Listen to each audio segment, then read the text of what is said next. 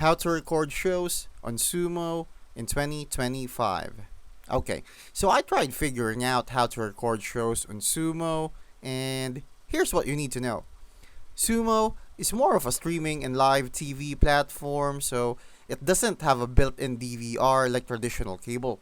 If you're using the Xumo Stream Box, recording isn't natively available.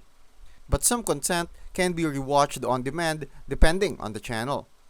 For actual recording, you'll need to pair it with a third-party DVR hardware, like a Tablo or Far TV Recast, or use a TV with recording capabilities. Some users also screen record with external software if they're using it through a PC, but that's a workaround, not an official method. Bottom line, Xumo doesn't offer standard recording yet, but you can still catch a lot of shows again through their on-demand section or by using external tools.